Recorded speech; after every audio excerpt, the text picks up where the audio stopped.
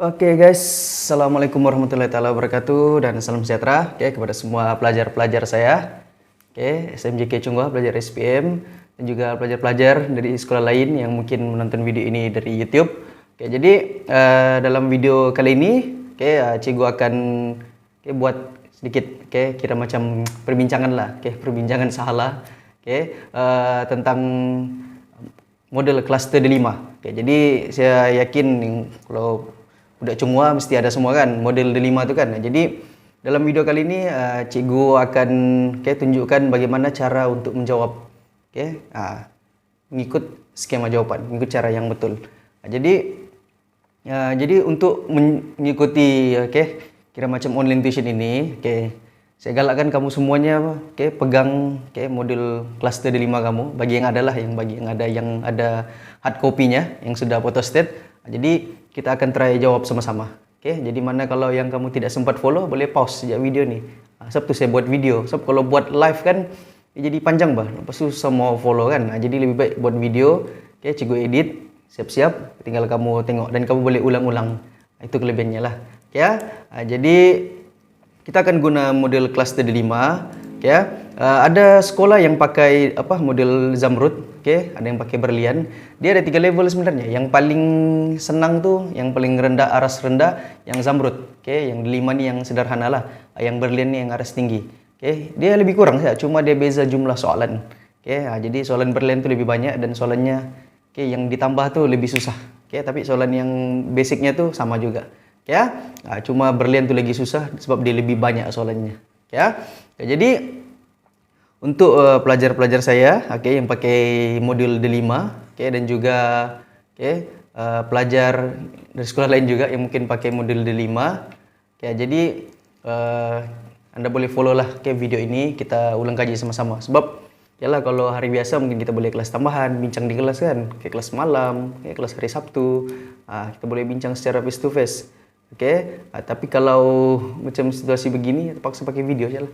Ini sajalah alternatif yang ada lah untuk yang kita boleh buat. Aduh, gatal pula. Aduh.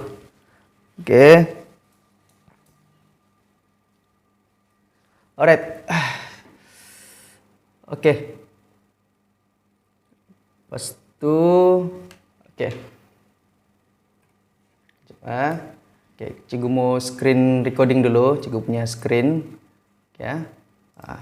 Jadi sebelum kita mulakan, mari kita imbas kembali bagaimana pula format soalan SPM. Mungkin ada yang sudah lupa kan. Bagaimana format soalan SPM untuk KBSM kali terakhir ni lah, untuk tahun terakhir. Kamu adalah batch terakhir guna sistem KBSM. Untuk makluman kamu, tahun depan tiada sudah kertas 3. Untuk budak SPM. Jadi kamu yang terakhir lah untuk guna kertas 3 ni. Sebenarnya kertas 3 tu untuk bantu orang supaya senang lulus bagus. Itu tujuan sebenarnya. Mari kita tengok macam mana format. Jadi untuk SPM kertas 1 macam biasa. Mana sudah tu?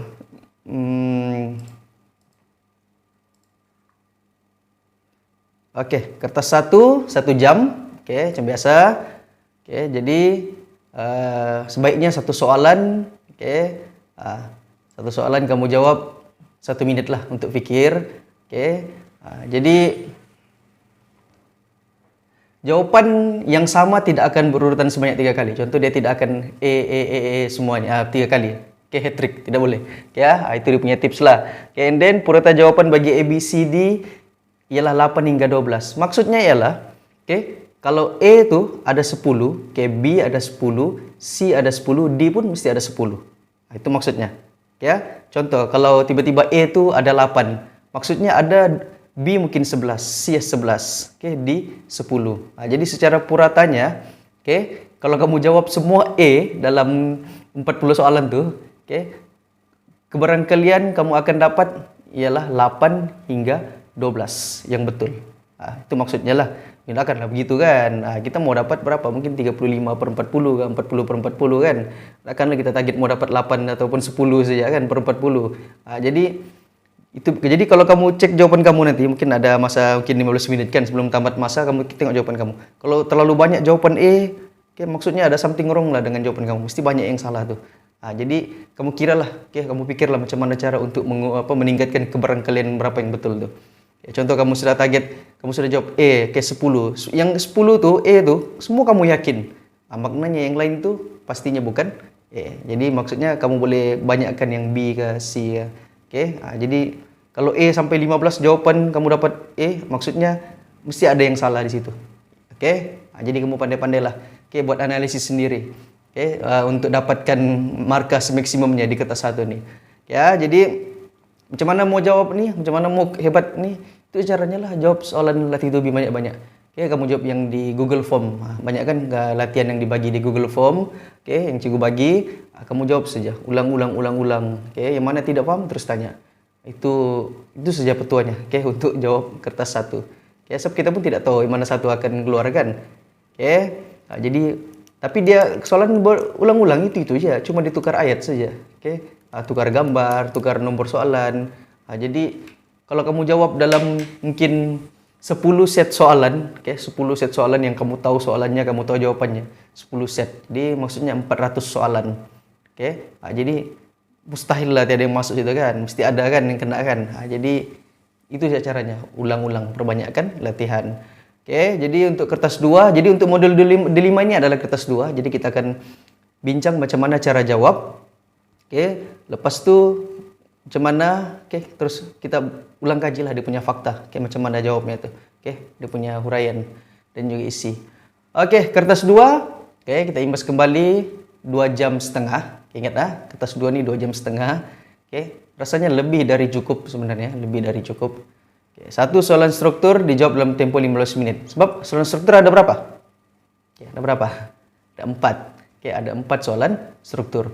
2 soalan tingkatan 4, 2 soalan tingkatan 5. Jadi ada 4 soalan. Jadi setiap satu soalan tu ada A, B, C, mungkin D. Jadi itu kamu biasa sudah kan? Sudah percubaan 2 kali kan? Jadi untuk esei pula, jawab berapa? Jawab 3 esei. Daripada 7. 7 lah soalannya, 7. Jadi satu soalan tu dalam setengah jam lah. Lama tu setengah jam tu. Untuk satu soalan. And then soalan kebat teks calon hendaklah menguasai fakta. Kemudian astagfirullahaladzim, kenapa begini nih?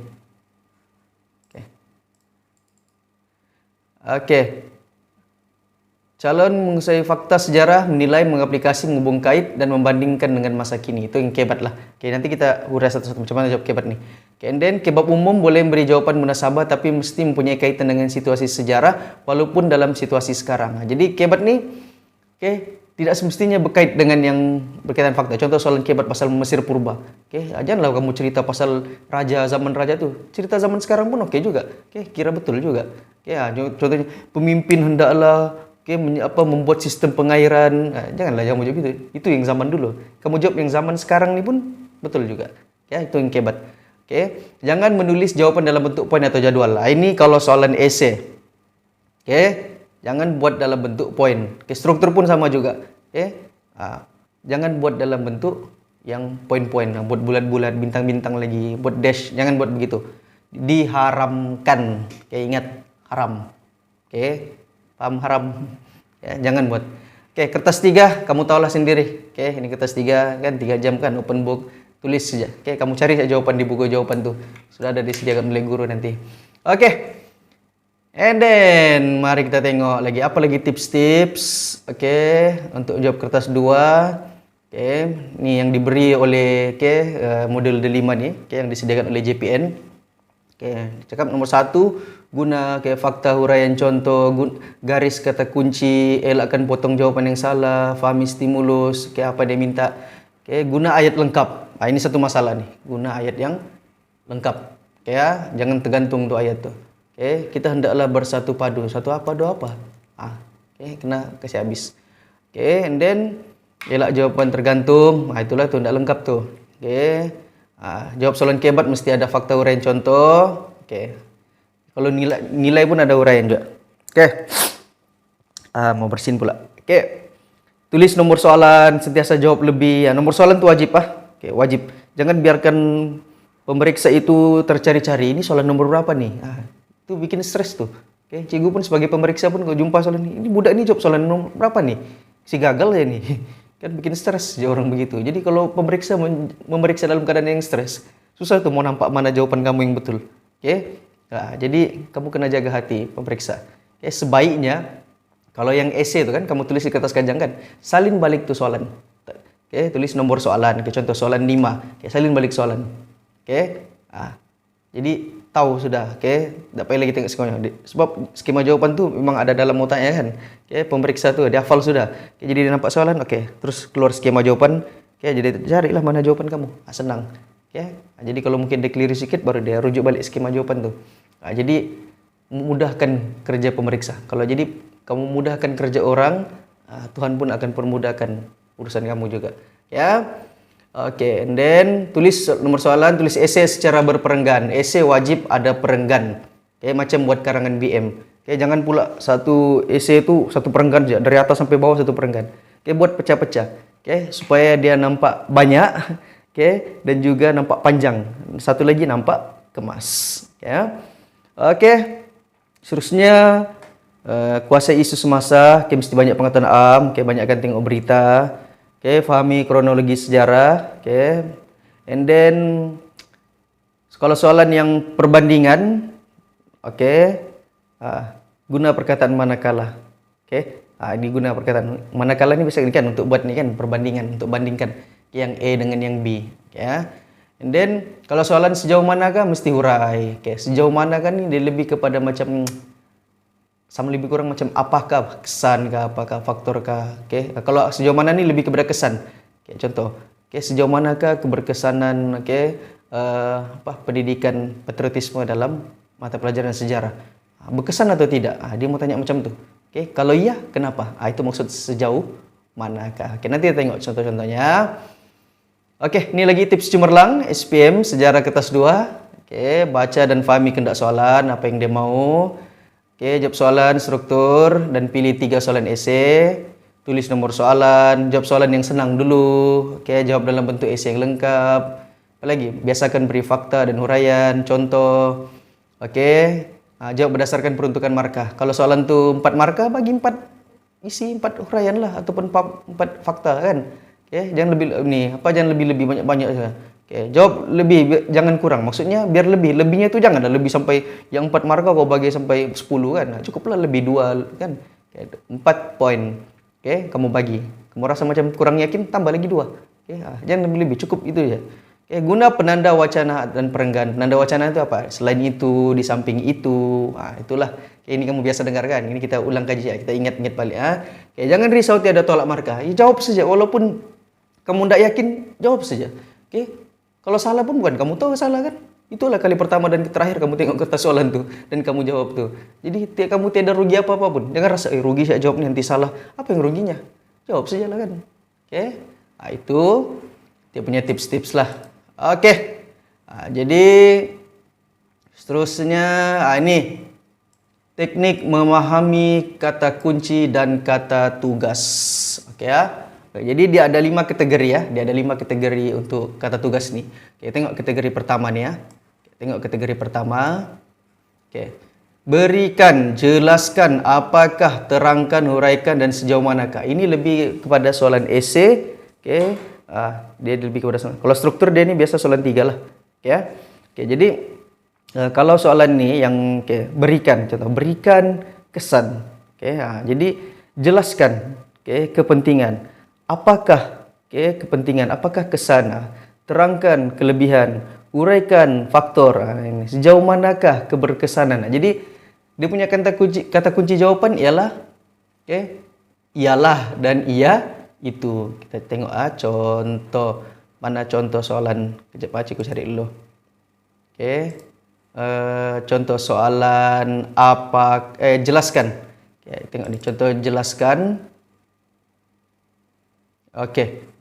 Jelaskan ciri-ciri yang membawa kepada kehidupan bertamadun. Oke, macam mana cara jawabnya? Kamu nampak, dia mesti ada jawapan perlu dihuraikan kan? Tengok dia punya contoh jawaban. Oke ya. Tengok dia punya contoh. Macam mana mau zoom nih?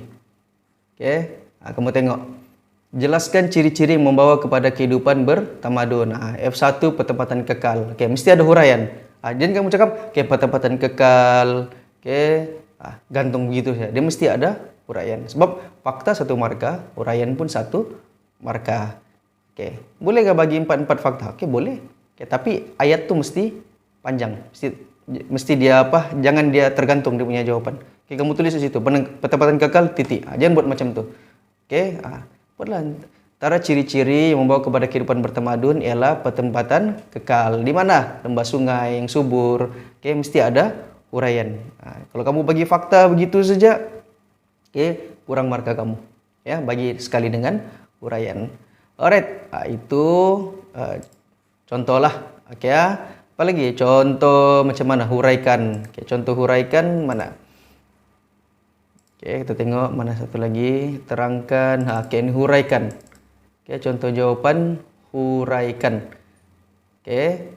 Kod Undang-Undang Hammurabi merupakan sumbangan tamadun Mesopotamia kepada dunia. Perihalkan kod undang-undang tersebut. Perihalkan maksudnya sama dengan huraikan. Sama maksud dengan terangkan. Perihalkan ini maksudnya ceritakan. Ceritakan. Oke. Macam mana kod Undang-Undang Hammurabi itu. Jadi dia mesti ada. Oke, bagi aja huraikan. Oke. Satu-satu, ceritakan satu-satu. Oke, fakta. Oke, digubal semasa Raja Hammurabi. Oke, dia berteraskan hak rakyat. Nanti kita satu-satu nih kita jawab lah. Oke, macam mana teknik. Oke, macam mana membuat ayat untuk menjawab nih. Oke, untuk bagi yang susah membuat ayat tuh, di sinilah kita berlatih. Oke ya. Oke, jadi semua soalan nih, ya, contoh mengapakah? Jadi mengapakah kita perlu? Mengapakah kita perlu memelihara warisan? Kita perlu memelihara warisan sejarah karena ini. Sebab apa? Bagi huraian ada sebab. Oke, kalau bagaimana? Bagaimanakah cara untuk meningkatkan kesadaran? Cara untuk meningkatkan kesadaran, patriotisme ialah ya dengan cara melalui untuk mesti ada cara atau tindakan. Ini maksudnya yang ayat yang lengkap, yang tidak tergantung. Maksudnya mesti ada sebab. And then nyatakan dan senaraikan. Kalau nyatakan dan senaraikan ini senang. Ini biasanya struktur. Kalau nyatakan senaraikan bagi saja direct. Tak payah lagi ke hurai-hurai. Nyatakan sungai, tamadun Mesir Purba. Terus jawab sungai Nil. Nil biru, Nil putih. Settle. Tak payah lagi. Tak payah lagi kamu perlu hurai.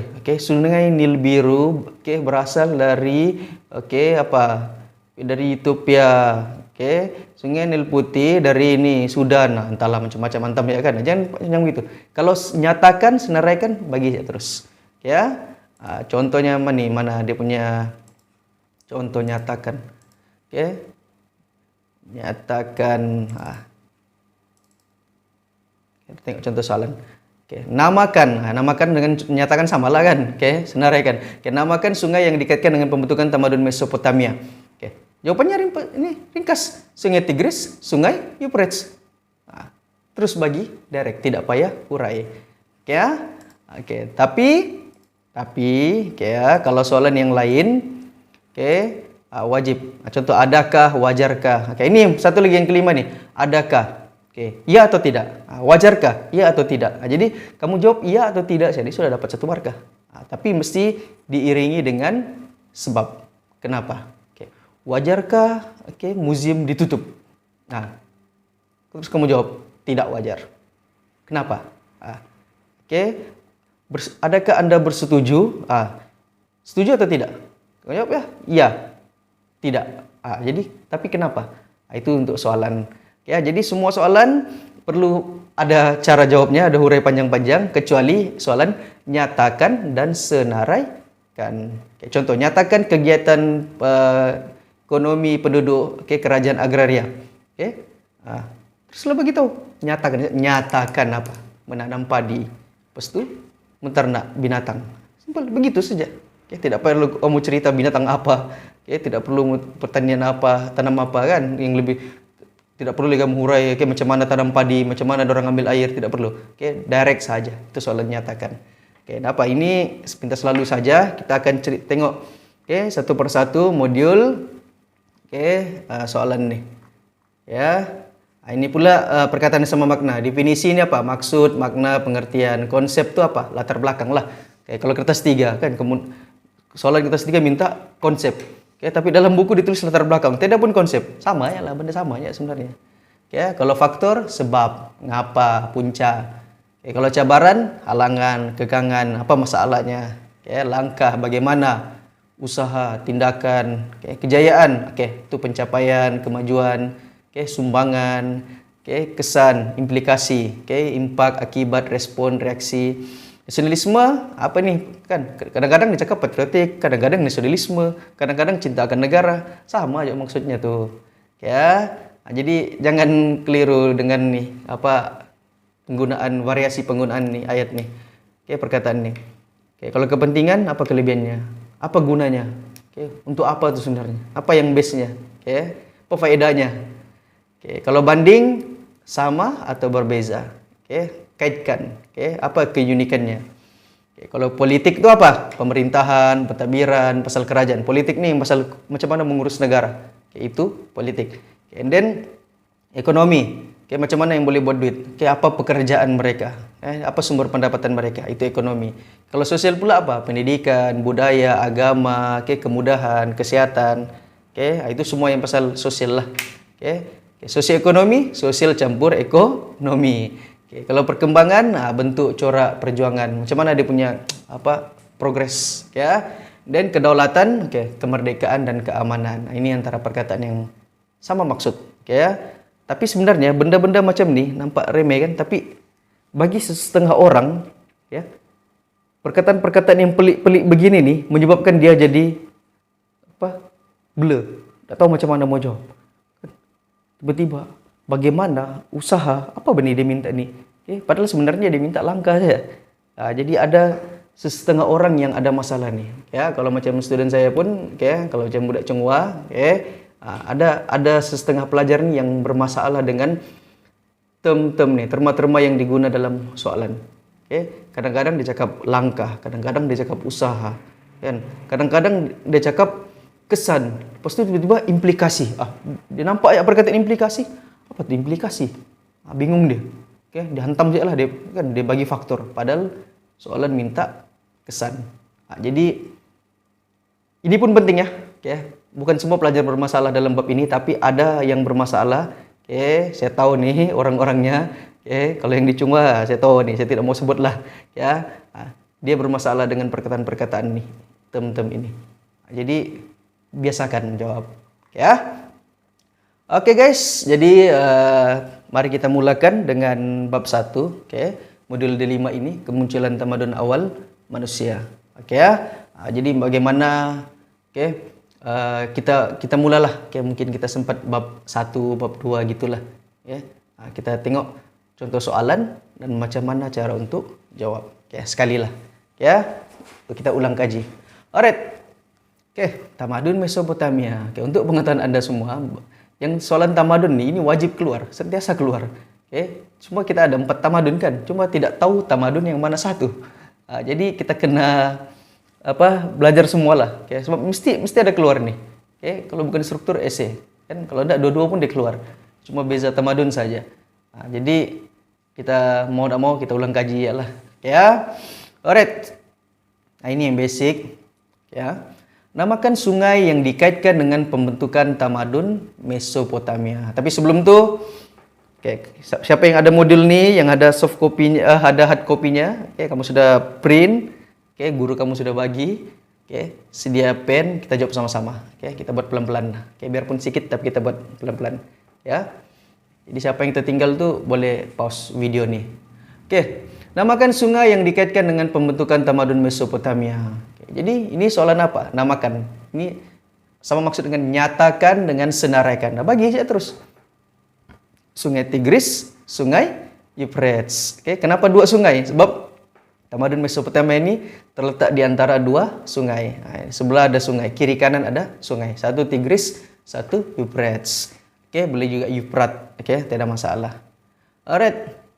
Ini 2 markah. Ini tidak masalah lah kan? Kamu boleh terus jawab. Soalan B. Kod Undang-Undang Hammurabi merupakan sumbangan tamadun Mesopotamia kepada dunia. Okey, perihalkan kod undang-undang tersebut. Okey, dengar? Ini ada satu teknik cara untuk memahami kehendak soalan. Okey, kita gariskan ataupun kita highlight apa yang diminta. Okey ya, senang saja. Mana di sini? Red.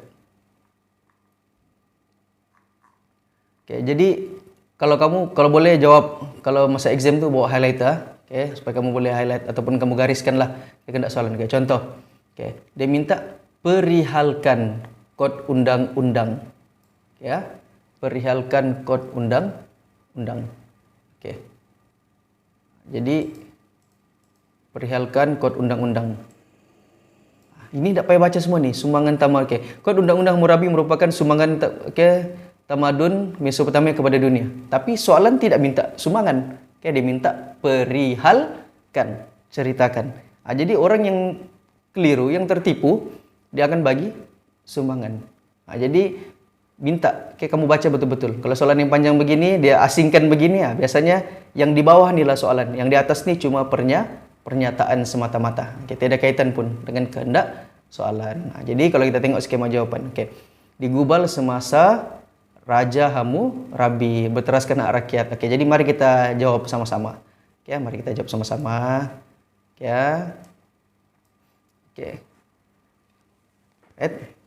Perihalkan. Jadi kamu mulakan dengan ayat apa? Kita tengok contoh.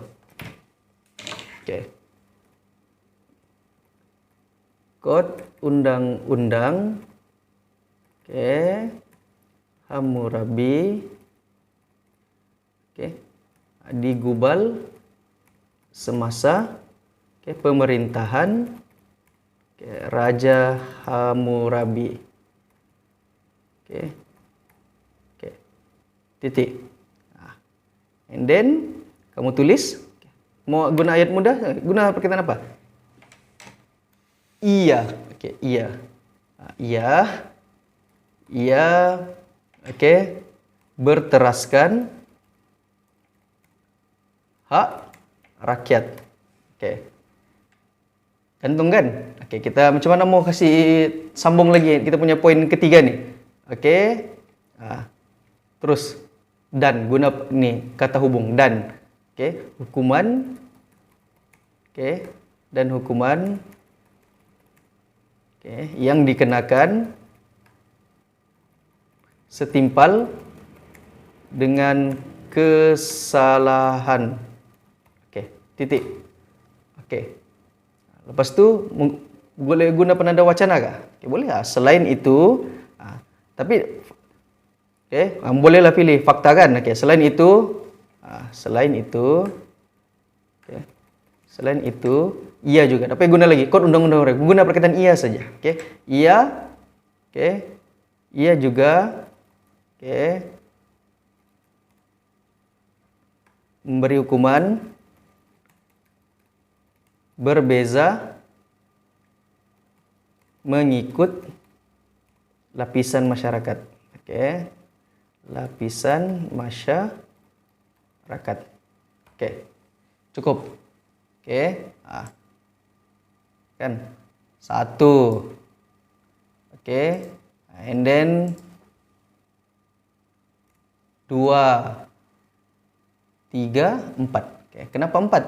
Sebab soalan ini, dia cuma 4 markah. Jadi bolehkah bagi lebih? Boleh cakap.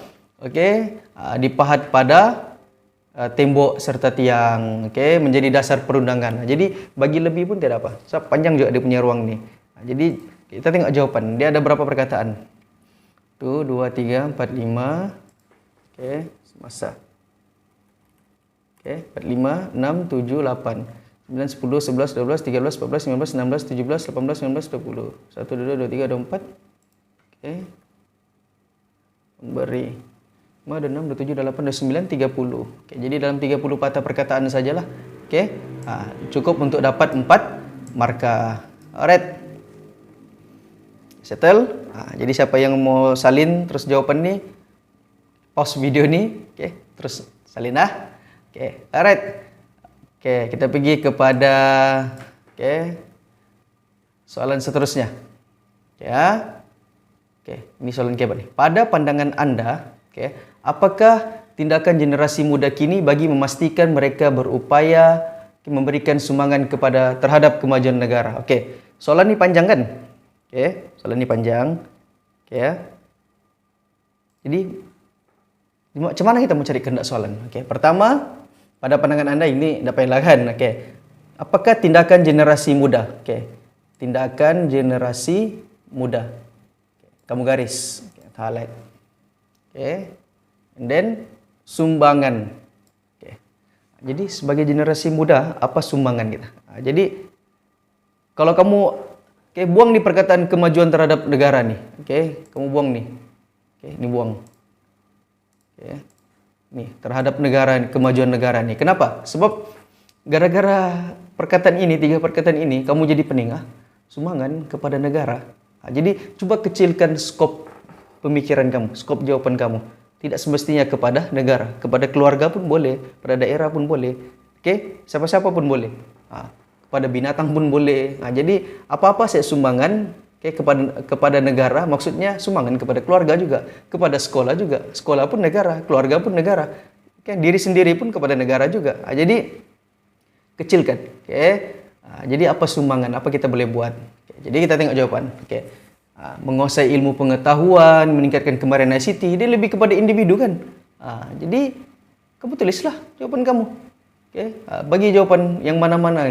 Dia ada lagi skop jawaban mana-mana yang munasabah. Maksudnya mana-mana yang rasanya logik, yang berpatutan, dia akan diterima sebagai jawaban. Tapi kalau untuk jawaban standar itulah, kita menambah ilmu pengetahuan. Maksudnya kalau kamu tulis kita hendaklah belajar tinggi-tinggi. Terkena belajar pelbagai jenis kemahiran. Kita hendaklah menyokong usaha kerajaan. Kita hendaklah kreatif dengan inovatif. Jadi di sini kan soalan ini panjang dan coba pendekkan. Ini namanya kaidah apa namanya tadi? Kaidah potong-potong. Potong kecil-kecil. Jadi kita sudah potong di soalan, kita kasih kecil. Jadi macam mana cara jawabnya? Cara jawabnya, ini yang open kan? Soalan open nih, soalan respon terbuka. Jadi apa tindakan? Kita, mulai dengan kita lah. Kita kan generasi muda, hendaklah, macam mana kasih besar? Kita hendaklah.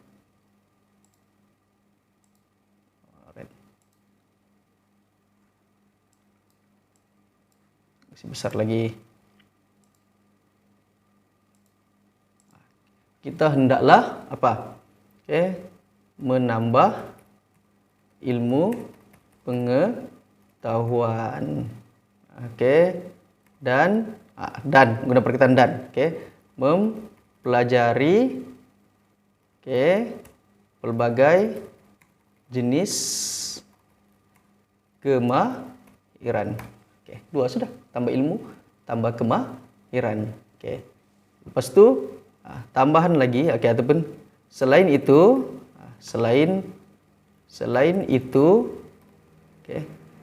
kita juga buat apa? Kita juga hendaklah mempelajari bahasa, pelbagai bahasa. Terutamanya, boleh tambah lagi, terutamanya bahasa Inggris. Berapa sudah? Ilmu pengetahuan, pelbagai jenis kemahiran, menguasai bahasa. Lepas tu tambah lagi, kan 4 marga kan? Kita juga istilah berpikir secara kritis dan kreatif, ataupun kreatif dan inovatif.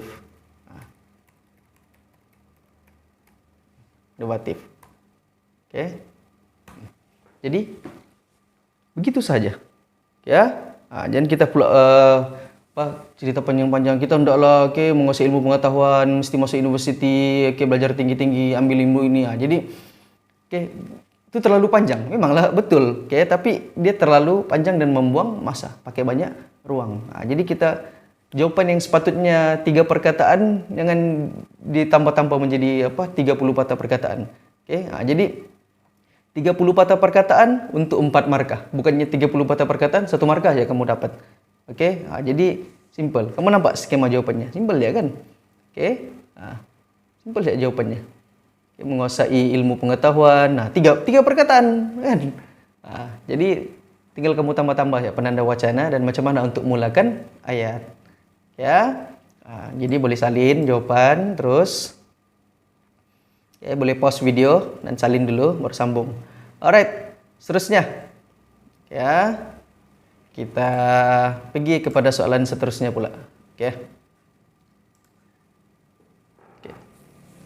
Settle.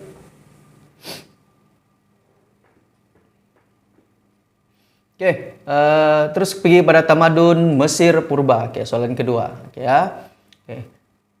Namakan. Namakan ni maksudnya nyatakanlah. Ataupun senaraikan. Pula. Namakan 2 anak sungai yang menjadi punca sungai Nil. Apa maksud anak sungai? Sungai kecil. Yang bergabung menjadi satu sungai yang besar. Sungai utama namanya. Jadi sungai Nil ni dia berasal daripada 2 sungai. Satu sungai Nil biru, satu lagi sungai Nil putih. Mana sudah dia punya peta tadi itu? White Nil. Sungai Nil biru ni, sungai Nil putih ni, satu dari Ethiopia, satu dari Sudan. Dari 2 punca sungai yang berbeza lah. Jadi kenapa dinamakan sebagai sungai Nil biru, sungai Nil putih ni? Mungkin dulu warnanya satu biru, satu warnanya putih. Kalau kita tengok gambar pun, satu dia macam kebiru-biruan, satu dia macam putih-putih sedikit. Kalau dulu mungkin jernih lah, sekarang mungkin cemaran apa kan. Jadi warna air itu tidaklah sebiru dan sejernih dahulu. Itu namanya Nil biru dan Nil putih. Senang. Alright. Terangkan. Perkataan terangkan. Jadi kalau perkataan terangkan, jadi kalau perkataan terangkan mesti ada apa dia punya perkataan tadi itu? Dia mesti ialah, yaitu, dan jawaban mesti dihuraikan. Tengok soalan. Terangkan sumbangan tamadun Mesir purba. Jadi ialah, yaitu. Jadi kamu mula dengan ayat sumbangan tamadun Mesir purba kepada dunia ialah. Mari kita jawab sama-sama. Sumbangan tamadun Mesir purba kepada dunia ialah seni bina piramid yang diilhamkan oleh Imhotep. Siapa tu Imhotep? Imhotep ni adalah engineer, seorang arkitek di zaman Mesir purba. Jadi dia punya idea lah untuk bina ni. And then sudah berapa? 2 markah. Ini soalan ni minta berapa markah? Soalan ni dia minta 4 markah. Jadi kalau 4 markah maksudnya boleh bagilah 2 fakta, 2 huraian. Ataupun kamu bagi terus 4 fakta. And then apa lagi yang senang? Kalau Mesir purba, ingat saya, kalau Mesir purba piramid. Lepas tu kamu apa? Kertas. Kertas. Contoh. Selain itu terus. Selain itu penciptaan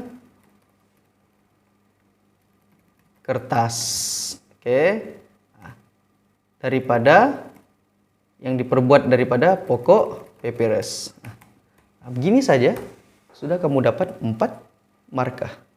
Simple, berapa perkataan saja tuh? Kecil ya kan? 19 perkataan saja. Kamu sudah dapat jawab sumbangan tamadun Mesir purba. 19 perkataan. Boleh tambah lagi kalau Mesir purba, kasih panjang-panjang lagi, banyak ruang kan. Lebih sedikit tulisan hieroglif. Lepas tu kalau Mesir purba ni gitu. Asal Mesir purba saja piramid. Sama apa? Demami, mumia tu kan. Jadi macam mana? Mereka juga memperkenalkan teknik apa? Memumiakan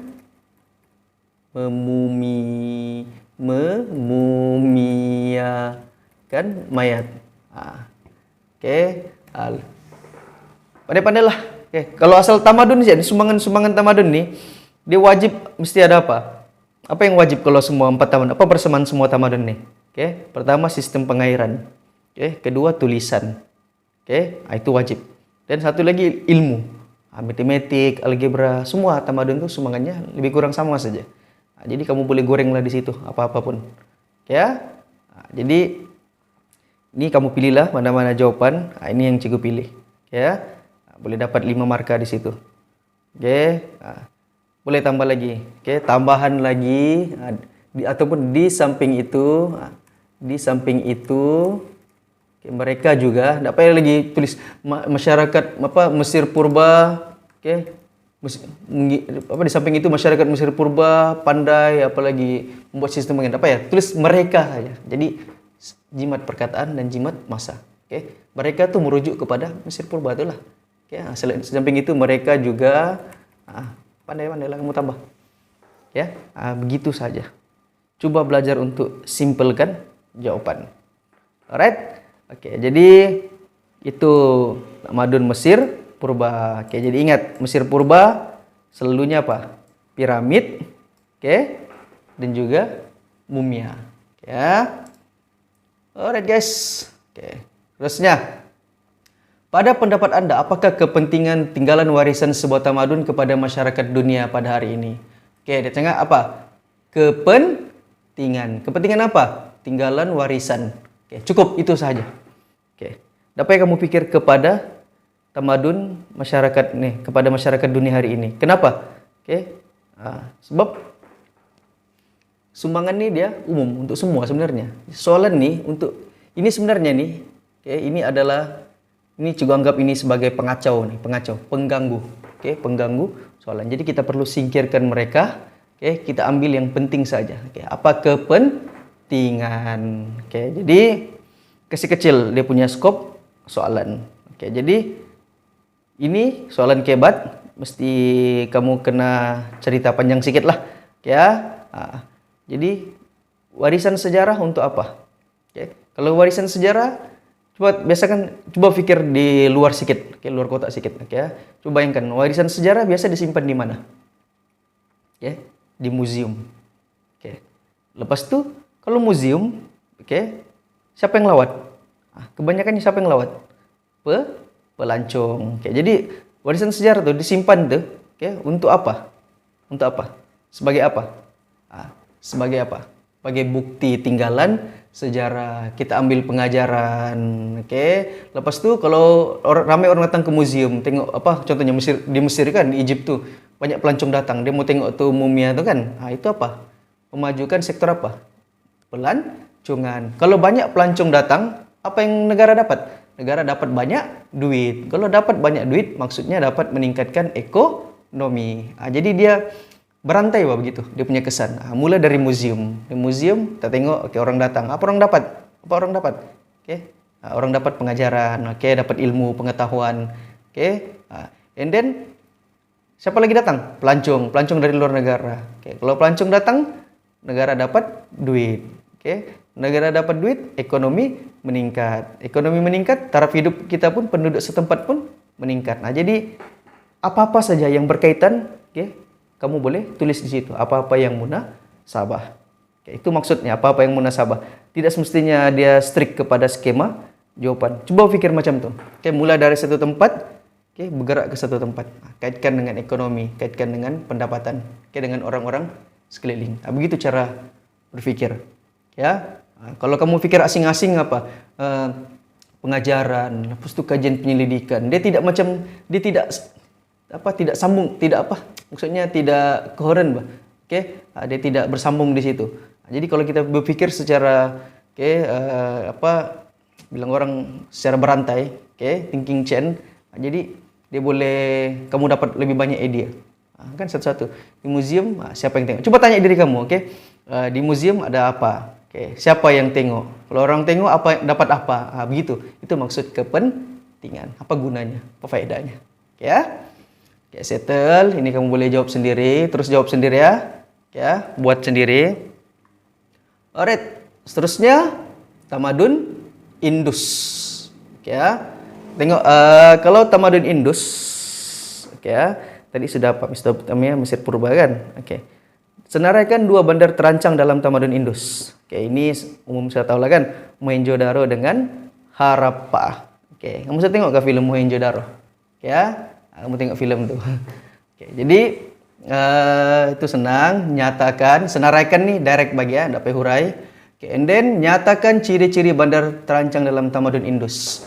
Kalau tengok skema jawaban, dikelilingi tembok, susun atur sistematik. Bandar dihubungkan dengan sungai, berasaskan blok. Jadi untuk dapat gambaran jelas nih untuk pasal ni Mohenjo-daro ni, kamu tengok video nih, trailer Mohenjo-daro. Kamu tengok dia punya video mana tuh. Mohenjo-daro. Ini di YouTube. Mana dia punya video? Astaga. Kita tengok balik ya.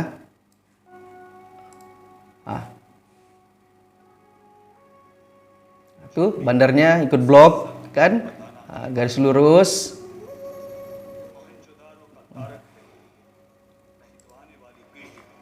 कभी जान न पाएगी मोहेंजोदारो की सच्चाई और अच्छाई. Tuh dia punya jalan raya lurus, dia punya ikut blok. Kalau kamu tengok video ini kamu ingatlah. Ini ada sungai, setiap bandar dihubungkan dengan sungai. Alright. Kamu tengoklah movie nih, Hrithik Roshan. Best nih movie-nya nih, banyak lawan-lawan juga lah.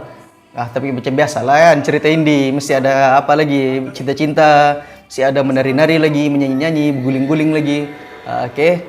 Tapi dalam film ini digambarkan dengan jelas lah bagaimana bandar Mohenjo-daro tuh. Ada dua, Mohenjo-daro dengan Harappa. Alright, settle lah, nampaklah kamu tengok nih. Jadi kita pergi kepada ciri-ciri tamadun Indus. Jadi kamu boleh jawab. Jadi macam mana cara jawabnya? Direct lah. Ciri-ciri tamadun Indus ialah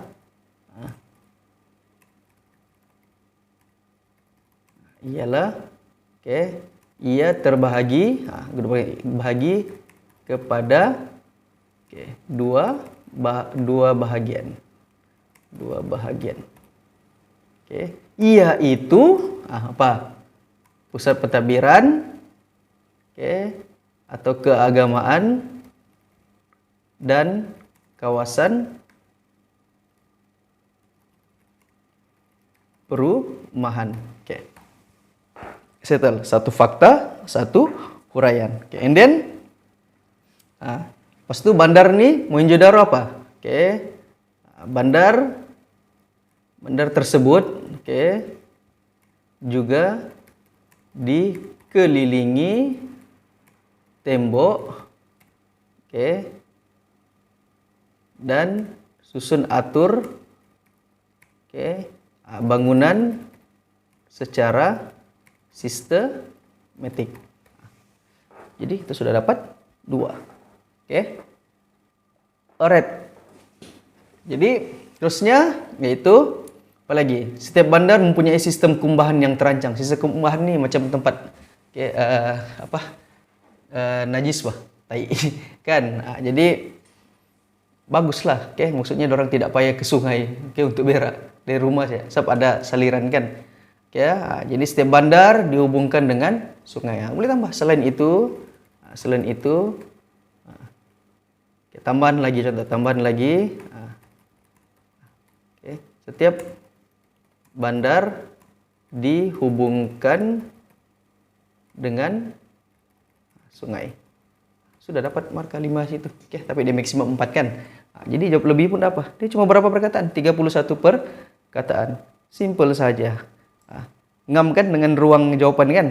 Maksudnya, ruang jawaban yang diberikan dalam soalan nih, dia sebenarnya lebih dari cukup. Dia lebih dari cukup. Ya. Alright. Seterusnya. Apakah iktibar? Yang boleh diambil daripada pembinaan bandar terancang tamadun Indus. Jadi iktibar maksudnya apa? Apa perkataan yang sama dengan iktibar? Pengajaran. Apa pengajarannya? Alright. Jadi kalau perkataan pengajaran, apa ayat pertama? Kita hendaklah, kita haruslah. Jadi kita ambillah contoh daripada yang Mohenjo-daro tadi itu. Tapi tidak semestinya daripada Mohenjo-daro. Bandar terancang itu apa-apa saja. Sebab semua yang dalam bandar itu semuanya positif. Jadi mana-mana yang kamu rasa berkaitan, ulang balik jawaban yang di atas tuh. Kreatif, inovatif, apa lagi? Kamu nampak Mohenjo-daro, bandarnya tersusun, terancang. Kita hendaklah merancang, kita hendaklah apa? Bersatu padu. Bersatu padu apa? Apa kaitannya bersatu padu dengan bandar? Yalah, kalau rakyatnya tidak bersatu padu, macam mana bandar itu boleh dibangunkan dengan baik macam itu kan? Dengan cantik macam itu kan?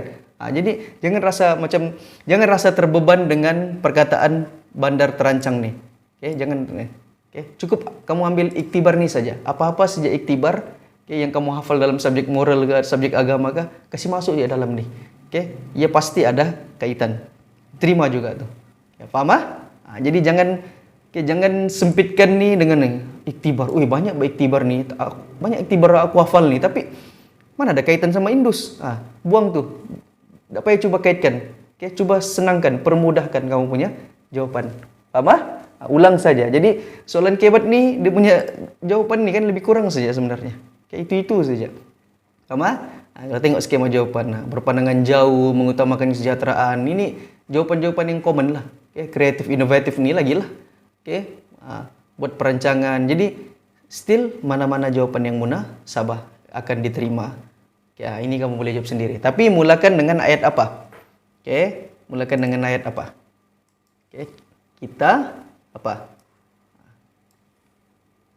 Kita hendaklah, hendaklah apa? Kreatif dan inovatif. Dia gantung begitu saja kah? Dia gantung begini saja. Boleh kah lepas tu kita letak titik di situ? Terus letak titik. Boleh? No, tidak boleh. Dia mesti kamu letak huraian. Kita mestilah kreatif dan inovatif apa? Dalam perancangan bandar. Kalau kamu jawab gantung kreatif dan inovatif saja, tidak ada markah di situ. Mesti ada huraian. Huraiannya kaitkan dengan bandar tuh. Maksudnya yang depan nih apa-apa saja yang kamu rasa logik dia punya pengajaran. Tapi kalau bab huraian, bagi contoh lah huraian. Kita mestilah apa? Bersatu padu. Contoh. Kita mestilah bersatu padu. Seperti apa? Seperti apa? Penduduk Mohenjo-daro yang bersatu membangunkan, bersatu, betul, membina bandar yang hebat. Gitu aja. Pertama bersatu itu macam tadi kaitan kan dengan perancangan bandar kan, tapi kamu boleh kaitkan dengan Mohenjo-daro. Begitu saja. Aspek keselamatan dan kebersihan dalam Mohenjo-daro ada pun cerita kan. Secara detail kan macam mana ada orang ni kawal. Dia cerita apa? Tembok saja, tembok. Lepas tu kebersihan pasal yang apa tu kumbahan tu kan. Jadi kau bagi contoh lah. Jawapan pengajarnya apa? Kita mestilah menjaga kebersihan. Seperti siapa? Penduduk Mohenjo-daro, yang menyediakan apa? Sistem kumbahan yang baik. Maksudnya, jawapan yang soalan iktibar nih, digabung dengan jawaban yang ciri-ciri tamadun Indus. Pengajaran ambil siapa apa, uraiannya ambil yang dari soalan B tadi itu, ciri-cirinya. Maksudnya soalan B dengan C nih dia berkaitan lah. Jadi maksudnya jawaban yang di B nih, ciri-ciri bandar nih, boleh dimasukkan dalam pengajaran iktibar nih tadi. Sebagai apa? Sebagai huraian. Paham kan? Harap paham lah. Alright, itu. Jadi dua bandar, Harappa dan Mohenjo-daro. Alright, kita pergi kepada tamadun yang terakhir, yaitu tamadun Wangho. Wanghe, Sungai Kuning. Kalau yang pada Cina ni, Wanghe itu maksudnya apa? Sungai Kuning kan. Jadi dua pertempatan ini kawasan tapak warisan sejarah di China, tapak Banpo dan juga Anyang. Ini Anyang City ini, ancient city ini. Di sinilah banyak istana-istana tinggalan-tinggalan tamadun dinasti dinasti Shang, dinasti Qing, banyaklah dinasti di sana di kota Anyang. Alright, ini senang senaraikan bagi direct. And then kemukakan pencapaian masyarakat tamadun Wangho. Kemukakan maksudnya jelaskan lah, pencapaian masyarakat tamadun Wangho dari aspek pertanian. Ini soalan pendek. Soalan ini pendek tapi direct. Dia tidak berlapis. Bagus soalan macam ni. Dia tidak menipu. Dia minta direct. Pencapaian siapa? Tamadun Wangho. Bidang apa? Pertanian. Tapi kalau tamadun Wangho itu yalah. Semuanya pencapaiannya adalah pertanian. Jadi ini agak mudah. Soalan ni kalau ditanya Mesir purba ke, tapi kalau pertanian lebih kepada Wangho lah. Sama ya semua soalan. Dia punya sumbangan ni. Pencapaian ni apa? Kejayaannya sumbangan. Sama maksud dah. Pencapaian dengan kejayaan sumbangan tu sama. Jadi bayangkan saja orang bertani. Apa benda yang dipakai bertani? Orang pakai apa? Sabit. Apa lagi? Cangkul. Lepas tu ada apa? Bajak. Kan? Lepas tu ada apa lagi? Pakai batas buat pembahagi antara kawasan kan. Contohnya padi kan. Ada dia punya batas kan. And then apa lagi? Dorang ada musim. Musim menanam dan musim menuai. Dan satu yang common, yang sama antara semua tamadun ni, kalau pertanian semuanya ada sistem pengairan. Semua ada sistem pengairan yang sendiri. Jadi kamu boleh jawab sajalah. Maksudnya tidak kira lah ditanya sumbangan tamadun apa. Jawapannya lebih kurang saja. Kamu kasih masuk ya di situ. Jadi macam mana cara jawab? Kita mulakan dengan antara. Tak payahlah antara. Pencapaian terus direct pencapaian masyarakat Wanghe, terus sejak Wanghe ya. Wangho dari aspek pertanian ialah apa? Terus ialah pembinaan terusan. Terusan ni tali air lah, pembinaan terusan untuk salurkan air. Sebelum dorang tiada pakai pipe apa semuanya, pump tiada dulu. Pembinaan terusan, gantung kan? Untuk apa? Mengairi pertanian ataupun mengelakkan banjir. And then tulis lagi mereka juga tidak perlu lagi guna ayat balik itu. Masyarakat Wanghe juga panjang lagi. Terus mereka sudah dimention sekali, cukuplah sekali kan. Mereka juga mencipta apa? Sabit, bajak, cangkul, itu menggina mencipta alat pertanian, gantung alat pertanian seperti sabit, bajak, cangkul. Dapat 4 markah. Simple. Lepas tu untuk info tambahan lagi apa lagi? Dorang guna batas untuk penanaman, guna alat kayu dari tukar kepada besi. Lepas tu penggunaan kalender. Penggunaan kalender. kita tahu kan kita ada kalender Cina kan. Jadi kalender Cina itu sebenarnya digunakan untuk menentukan musim menanam menuai. Jadi bila ada kalender boleh tahu okey, ini sekarang bulan untuk menanam. Bulan ini untuk menuai. Jadi dorang tahulah itu gunanya kalender. Sebab dorang tak kisah pun tahun keberapa apa semuanya. Yang kisah ialah dalam setahun tu ada berapa bulan. Bulan ini. Kamu perasan enggak kalau kalender Cina? Kan? Tahun baru Cina. Ialah sekarang tahun keberapa? Kalau ikut kalender Cina. Keberapa ribu sudah kalender tu?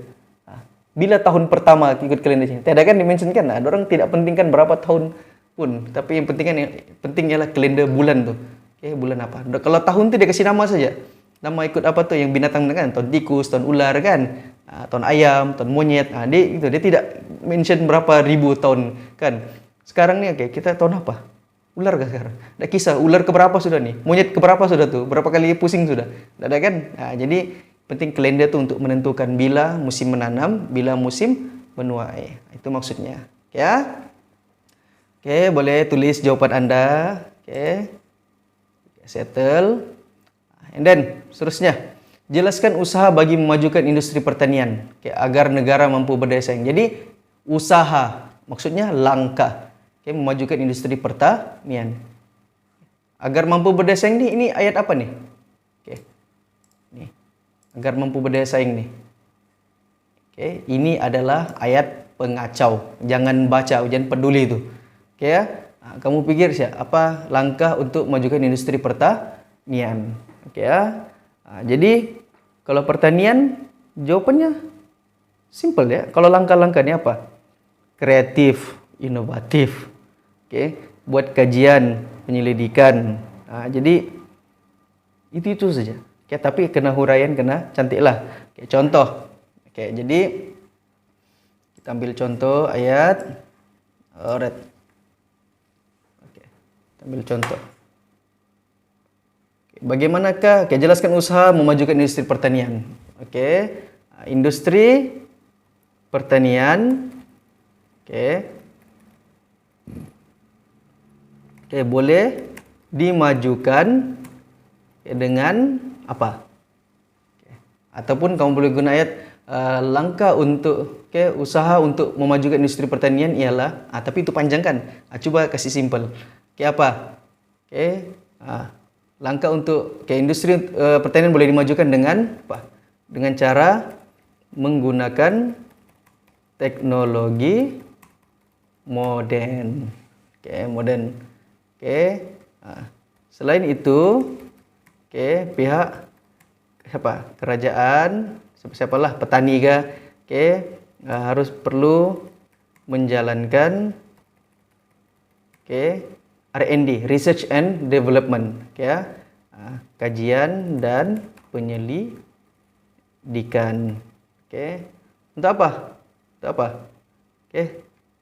Supaya dapat meningkatkan kualiti produk pertanian. Dalam 22 perkataan sudah ada 3 fakta di situ. And then apa lagi? Mengadakan program pembangunan pertanian negara, and then meningkatkan ekspor hasil pertanian negara. Jadi kamu boleh guna. Selain itu hasil pertanian boleh diekspor ke mana? Keluar negara. Begitu sih. Settle. Penanda wacananya dari tadi selain itu saja kan. Jadi kamu boleh tulis nih jawaban nih. Tulis nih jawaban. 4 markah. Walaupun ruangnya banyak, ruang untuk jawab ni banyak kan, luaskan untuk jawab ni kan. Tapi sebenarnya dia cuma 4 markah. Jadi boleh bagi lebih markah di situ. Alright. Jadi settle untuk yang 4 tamadun tadi. Kalau jadi dalam soalan antara 4 tamadun ni, daripada 4 soalan tadi itulah salah satunya mungkin akan ditanya. Itu yang popular lah, yang common. Jadi ini pula soalan bagian esei. Apakah maksud tamadun? Apa maksud tamadun? Oke ya. Nah, jadi untuk menjawab soalan esai ini, dia mesti dalam bentuk perenggan. Oke, dia 4 marka kan. Nah, jadi kamu kena bagi 4, oke, bagi 2 fakta, 2 huraian, oke, ataupun bagi terus 4 fakta. Tapi sebaiknya kamu bagi terus, oke, ada fakta, ada huraian. Contoh, oke ya, dia tanya apa? Apakah maksud tamadun? 3 perkataan ya soalnya kan. Nah, jadi dia 4 marka. Kamu teruskanlah, terus jelaskan. Oke, tamadun, oke ya. Tengok. Tengok. Tamadun, oke, berasal dari, terus direct, berasal, oke, dari perkataan Arab, oke, yaitu, oke, mudun, madain, dan madana. Yang bermaksud, oke, tinggi, budi bahasa, dan pembukaan bandar. Nah, sudah 2 marka di situ. Ya. And then kamu buat inilah, oke, perenggan. Ini lagi cantik. Oke, terus kamu buat lagi perenggan kedua. Oke, tamadun juga, perkataan tamadun. Oke, tamadun juga.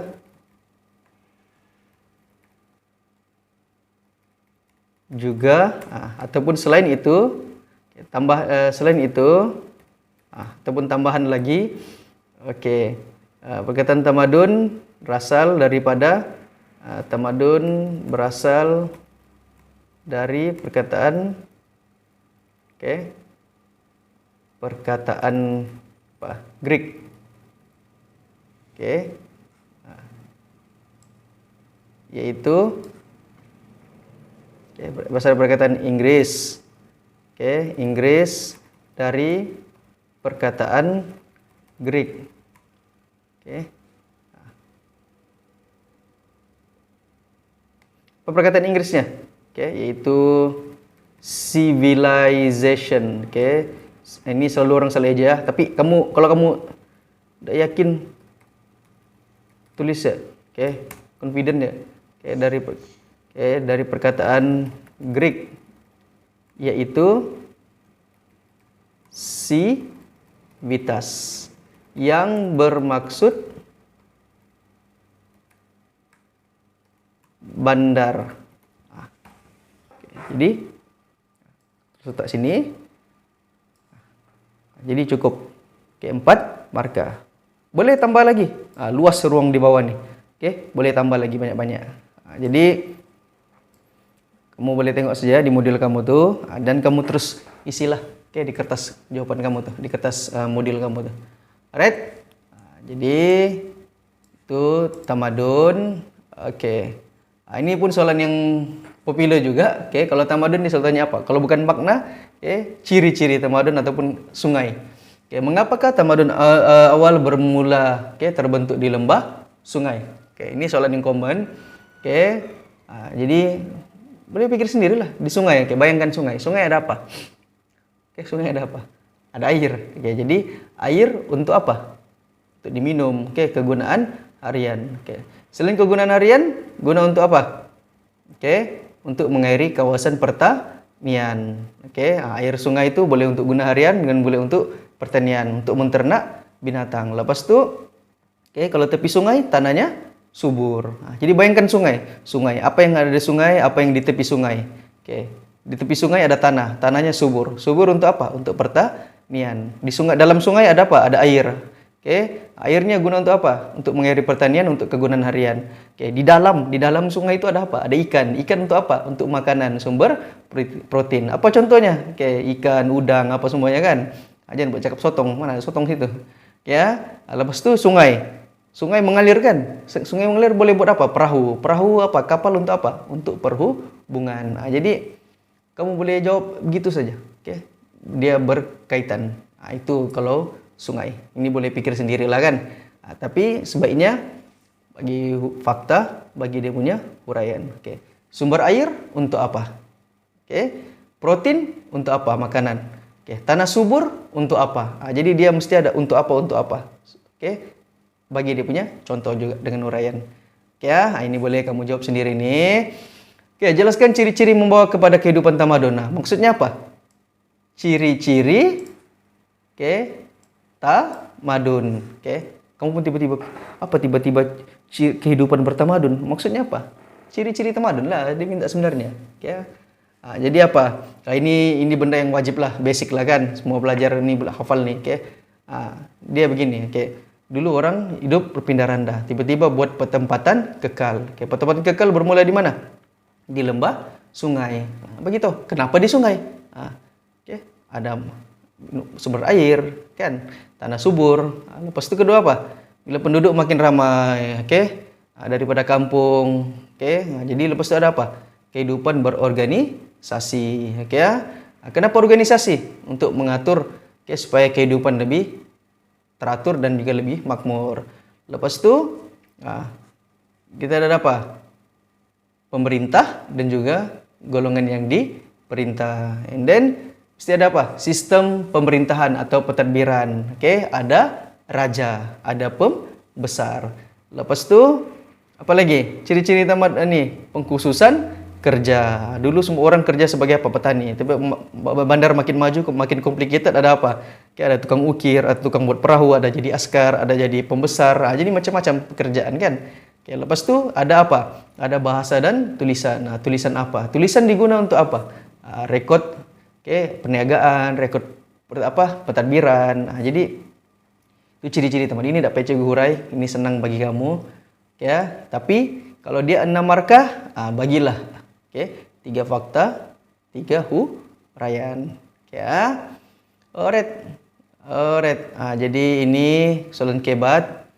Jadi soalan kebatnya dia begini. Soalan kebatnya, kemunculan dan kejatuhan sebuah tamadun telah berlaku dalam sejarah ketamadunan manusia. Pada pendapat Anda, mengapakah keadaan itu berlaku? Tamadun, kenapa dia muncul, kenapa dia jatuh? Selalunya dikaitkan dengan siapa? Pemimpin. Kalau bagus memimpin sebuah negara, baguslah negaranya tuh. Yang kedua yaitu rakyat. Kalau rakyatnya bersatu padu, majulah negara tuh. Kalau rakyatnya berperang sama sendiri, hancurlah tuh tamadun tuh kan. Lepas itu apa lagi? Apa yang raja selalunya kelemahan raja nih? Kalau jatuh, kenapa? Rajanya zalim, jahat. Rajanya tidak bijak. Rajanya tidak fokus pembangunan rakyat, macam-macam. Jadi kamu boleh hurai sendiri. 6 markah. Tetapi bagi budak yang pintar sikit, dia tulis panjang, berhabis macam-macam dia cerita. Rajanya begini, rakyatnya begini. Sampai dia buat yang 100 perkataan. Tapi sebenarnya dia cuma 6 markah. Jadi 6 markah, 3 fakta, 3 huraian. Dia wajib mesti dihuraikan nih. Kalau soalan kebat begini dia wajib ada huraian. Dia tak boleh bagi fakta. Tak boleh kamu direct cakap rajanya kejam, titik. Rajanya zalim. Lepas itu rakyatnya tidak bersatu padu. Dia tidak boleh begitu. Dia mesti ada huraian. Kalau rajanya kejam, kejamnya macam mana? Rajanya tidak bijak, tidak pandai, macam mana? Macam mana bongoknya raja tu? Kalau rakyatnya tidak bersatu padu, macam mana rakyatnya? Apa rakyatnya buat? Macam mana dia berperang? Jadi kamu kena hurai. Itu untuk soalan kebat. Jadi settle untuk bab 1. Sudah 1 jam lebih ini. Bab 1. Jadi nanti kita sambung lagi untuk di bab 2. Boleh rehat dulu. Jadi kita jumpa lagi di video akan datang. Bye bye.